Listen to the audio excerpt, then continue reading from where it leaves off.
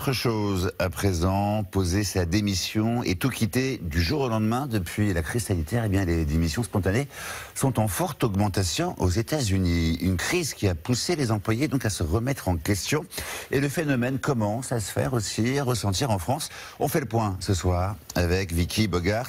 Vicky, la démission ferait-elle de moins en moins peur, tout simplement? Eh bien oui, c'est ce que laisse penser cette étude réalisée par Opinionway pour un grand moteur de recherche d'emploi. 28% des salariés français reconnaissent qu'ils seraient prêts à démissionner du jour au lendemain, sur un coup de tête, parfois même sans avoir un nouveau projet. D'ailleurs, un salarié sur 4 n'aime pas son emploi actuel. Une remise en question amplifiée par la crise sanitaire et les confinements successifs. Enfin, 42% des sondés considèrent que nous sommes dans une bonne période pour démissionner, car avec un taux de chômage au plus bas depuis 14 ans, ils estiment avoir plus de chances de retrouver du travail. Un travail qui leur plaît. L'envie de démissionner est-elle plus marquée chez les plus jeunes? Oui, plus on est jeune, moins on hésite à abandonner son poste. Chez les moins de 35 ans, ils sont plus de 4 sur 10 à n'avoir jamais eu autant envie de démissionner. En revanche, les plus âgés redoutent évidemment de ne pas retrouver d'emploi par la suite.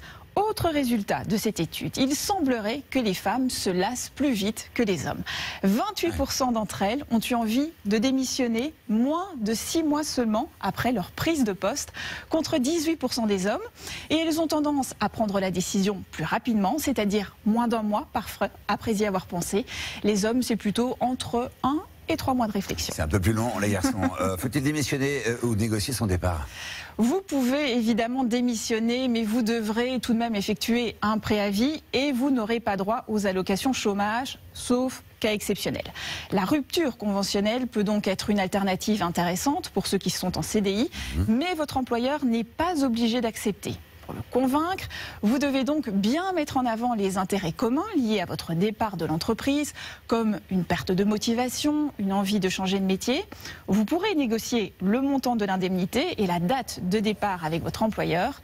Depuis sa création, le nombre de ruptures conventionnelles est en forte progression. Il y en a eu plus de 450 000 l'année dernière. Merci beaucoup, Vicky.